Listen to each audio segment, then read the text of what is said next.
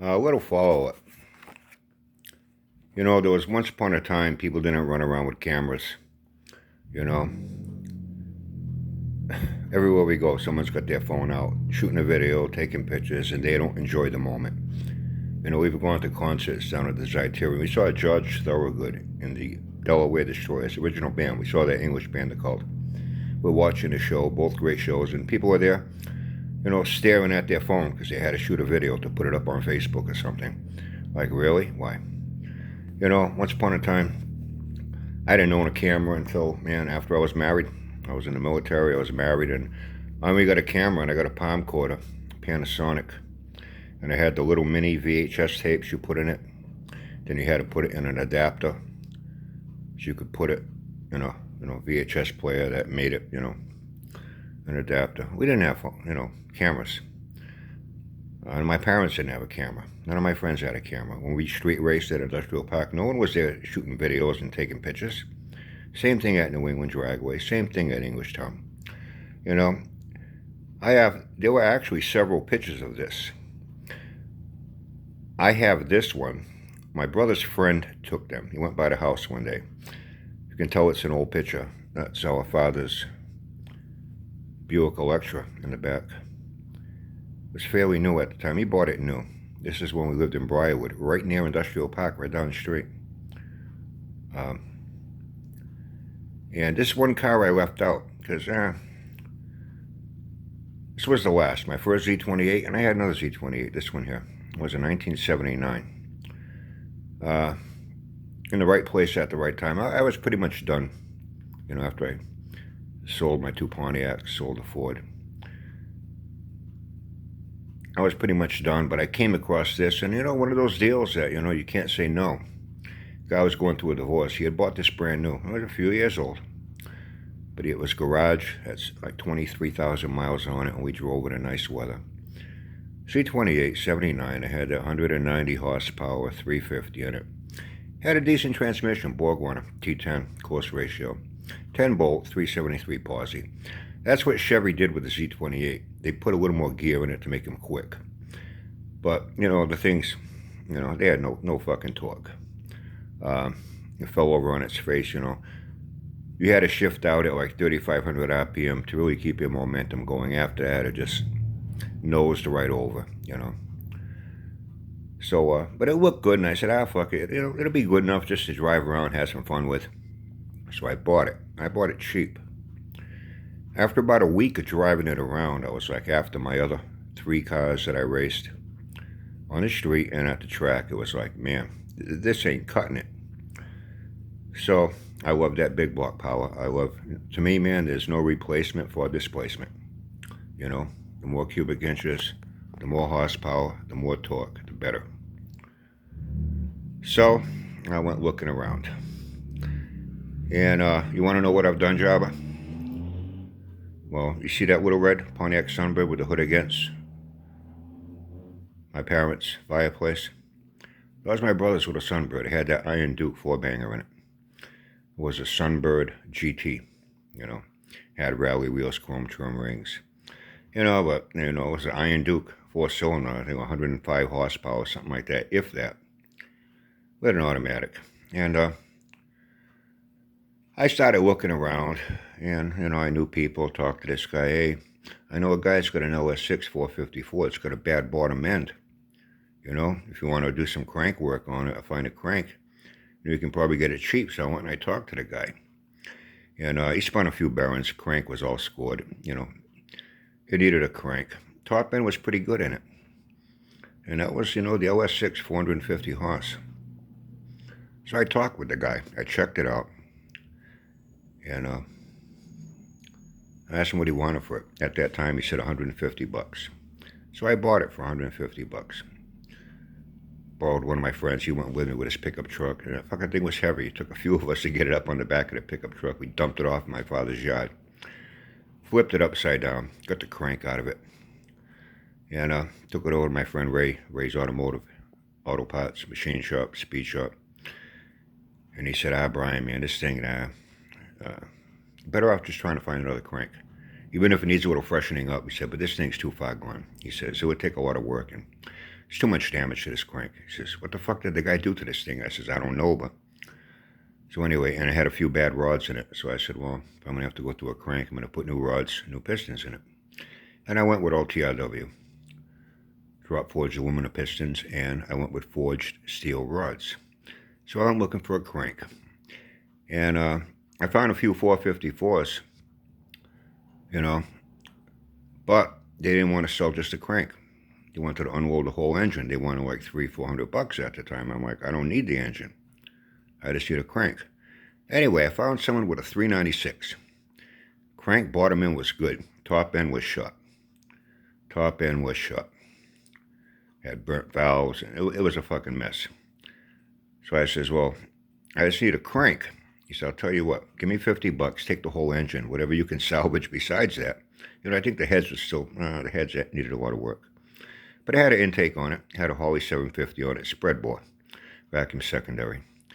And so I bought it for $50, got the crank out of it, sent it to Ray, just freshened it up a little bit. And I got it in, and I put headers on it. Kept the same transmission. I did go with a bigger Hayes clutch. 10-bolt rear end. Yeah.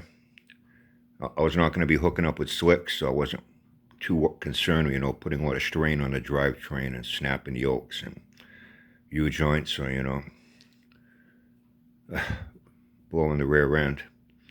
With street tires, I mean, just, a 10-mile-an-hour roll, you punch it and the fucking thing lit up. In fact, with that thing, and it had low profile G60, BF Goodrich. I had BF Goodrich radial TAs on it, Java, all the way around it. Yeah, they were still making them back then before they stopped making them, and you got the last of them. Lucky you. And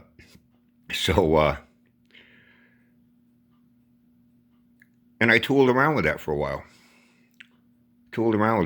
And then I got a little bit older, cutoff age was coming, I went in the military, and it sat in my father's driveway where my brother's car was parked. And I left it nose out. Figured it was going to be sitting for a while. When I'd come home on leave, drive it around here and there. In case it had a dead battery, easier to jump it, with the nose sticking out than, with the ass end sticking out. And then I lost interest in it after a few years. My father, you're going to get this car out of here, going to get it out of here. I ended up selling it, and the guy that bought it had a lot of fun with it. He liked it. Now we get to my brother's little Pontiac Sunbird. He said, hey, Brian, what are you going to do with that 350? You're pulling out the Z. I said, I don't know. I'll give it to someone. I mean, 190 horse, 79 350, 8.2-to-1 compression, It was nothing really that great. It was a great engine for a passenger car, He says, hey, think you can put that in my car? I said, well, I'm going to have to make some changes, just changing motor mounts. I'm definitely going to have to change the transmission. It'd take a little bit of doing, and it did more than I anticipated and realized, and I ran into a serious problem. So I says, okay. He says, hey, do me a favor. If you're going to put it in, can you put a cam in it, and an aluminum intake, and a Holley carb, and headers, and this and that? So I said, well, you really don't need to do that. Not in that little white car. 190 horsepower is going to be better than that 100 horsepower you have in there. No, but he wanted it, So anyway, I ended up taking it a step further. I looked for some heads. I found some heads off of 327, 198s. They called them Power Pack, 198, 202 fuels. They were called Power Pack heads on the 327s. And I found some real decent at a swap meet, Thompson Speedway in Connecticut. And put those heads on it. The valves were good. And put a crane cam in it, hydraulic. Nothing real mean, but a lot better than that, cam that was in that 350. Put those Power Pack heads on it. Put that Edelbrock aluminum torquer on it, a Holley 750. Vacuum secondary, spread bore. Found a turbo 350 transmission. Put a mild B&M shift kit in it. So it didn't even need that. But my brother, he had the money. I said, listen, you want to pay for this shit, I'll do it. You know what I mean? You're getting free labor, but I'm not going to be paying for parts. I got him some deals, getting stuff from my friend Ray. I got a lot of, stuff at cost, how I got it from my car. Anyway, I ended up getting that engine together, and I get it in. Now I got a problem. Could not fit headers in that fucking thing. So I said, well, I'm going to have to go with the manifolds. Manifolds that were on it would not fit in there. It would fit on the passenger side, but the driver's side with a steering box cut right through there. So it had two different exhaust manifolds on it. The driver's side was a log type, but instead of it all dumping down and out to the back, it ran up across the bottom of the valve cover and then dumped in the back. You know, like Mopars had their log types, they ran up and along the top of the block under the valve cover and then dumped down, because that's the only way it could clear a steering box. So I says, oh, that shouldn't be too hard. So now I go looking around in junkyards for exhaust manifolds for them. Well, guess what? There were not a lot of, V8 small blocks in Monza's. Sunbird never put it. Biggest you got in a Sunbird was a V6. The other sister car, the Buick Skyhawk, same thing. Most you got was a V6. And Olds had their version too. I forgot what it was called. They're all sister cars, GM. So what I had to do was I found a Chevy Monza. It was a coupe, and it had a 265 in it. Not a 283, a 265. I forget what year it was.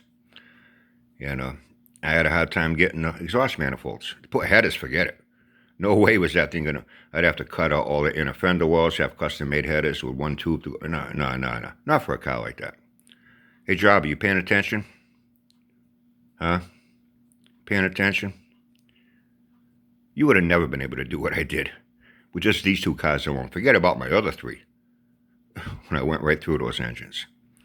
And they ran. I drove them. I raced them. They never embarrassed me on the street and at a track. And they started up.